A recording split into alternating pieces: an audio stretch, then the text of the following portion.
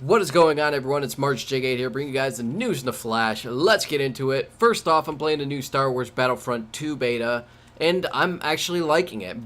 Now, keep in mind that the footage you guys are watching right now is literally my first time touching the space combat portion of this particular game, and it's fairly different than the previous Battlefront. The mechanics are a little bit different. It's a little bit more. It takes a little bit more skill to get used to, which I like. But this is literally my first time, so I'm shit at it. That being said, I am really enjoying this game, but at the same time, I can't really recommend it, and that is due to the star card issue and the whole pay-to-win issue that is currently surrounding this game.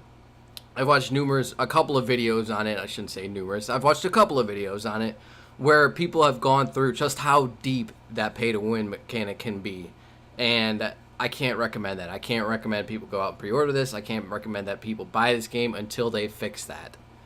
But with that being said, let's jump right into it and talk about Neck Deep, who had it pretty rough at their Nottingham Rock City show 2 songs into it, after security allegedly got heavy-handed with some of the fans along the barricade and the ones that were crowd surfing towards the stage. The band soon tried to intervene, leading security to actually grab one of the members and pull them off stage, which caused the band to flip out. After that, the band and their crew left the stage and refused to come back out, with Ben Barlow actually coming back out later on to inform the crowd that there had been a fight and that the show had been canceled. Now, both sides have released statements on this altercation, with Neck Deep saying, "A Neck Deep show, any show for that matter, should be a protected and positive environment where everyone is safe and free to enjoy music being played. The safety of our fans is our #1 priority, but no one involved in a show should ever be in fear of harm or injury, be that fans, crew, venue staff, security, or the band. The events that transpired last night were regrettable and deeply unfortunate. Things rapidly escalated to a point that they never should have gotten to. We believe that violence is never a solution and that everything that went down could and should have been handled better by all parties. We are so very sorry to anyone who was in any way hurt, upset, or inconvenienced last night. All scheduled tour dates will go ahead as planned, and we will be taking extra measures to ensure that these events are never again repeated. For everyone in attendance last night, we are working on rescheduled date for you, and we will ensure that your original tickets will remain valid, be reissued. Thank you all for reading and for your understanding. Neck Deep." And the venue also released a statement saying, "We are currently still fully investigating the incident. It appears that the band took exception to the way that Rock City security were handling fans who were crowd surfing into the pit and attempting to get on stage. This unfortunately escalated into a physical confrontation between the band and the security staff. Having reviewed the CCTV footage and spoken to witnesses, it doesn't appear that the security staff were disproportionate in their response to the crowd surfing. We take the safety of our customers very seriously and constantly review our crowd management policies. Of course, we know how disappointing this has been for the fans who didn't get to see the band play. We hope to be able to make a further announcement on this shortly." Now, I am going to share my 2 cents on all of this, but I'm also going to remain mindful to the situation and open to hearing people's experiences because, let's be honest, the room was dark, and all of the footage that was recorded, they're all dark as well. So a lot of details are missed. I don't know the full story behind all of this, and I would definitely like to learn. But when it comes to regular people in crowds recording these kind of things, they're usually kind of shit at it. No offense to anybody, but when it comes to fan footage, important details are usually missed.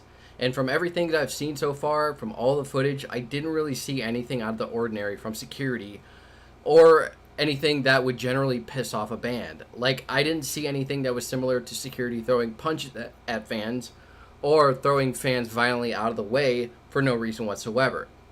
And it doesn't help that there are a lot of fans adding elements to the story that either twist the facts to try and defend the band or just straight up lie. According to one fan, this whole thing started because security slammed a crowd surfer to the ground. The problem is that their statement doesn't add up with the footage that I've seen. There was no crowd surfer when the band went after security. If anything, it actually looked like it was because security was getting a little too rough with the fans that were by the barricade or had gotten past it. Now, they also say that one of the band members went to talk to security and got pulled off the stage for it, but they fail to mention the fact that that band member was actually kicking security in the face. All I'm saying is that some of the details are being blown out of proportion here, and this is coming from somebody who defends bands for sticking up for their fans. But I won't blindly defend it because I know that security is there to do a specific job. They're there to keep the security. They're there to protect fans.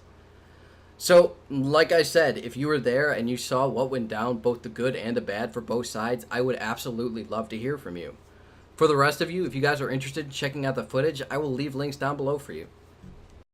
Pierce the Veil dropped a new surprise EP simply titled Today I Saw the Whole World EP, which includes the title track and an acoustic rendition of it, which I think was only available with a physical deluxe edition of Misadventure back when they released it in 2015. I know it was a part of Deluxe Edition because I remember for whatever reason they decided to use download cards for the bonus songs instead of putting them on the actual album like everybody else does. Anyways, if you guys are interested in checking that out, links will be below. And finally, we can't leave without talking about the new Star Wars The Last Jedi trailer. Oh, how I am excited for this thing.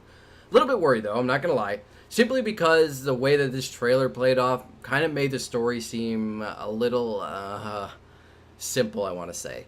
I don't know. Check it out below if you guys are interested. That's it for today. Thank you guys for joining me. If you guys enjoyed the video, feel free to leave a like. If you didn't, dislike. Subscribe if you want more. And I will see you all on the next one. Mars out.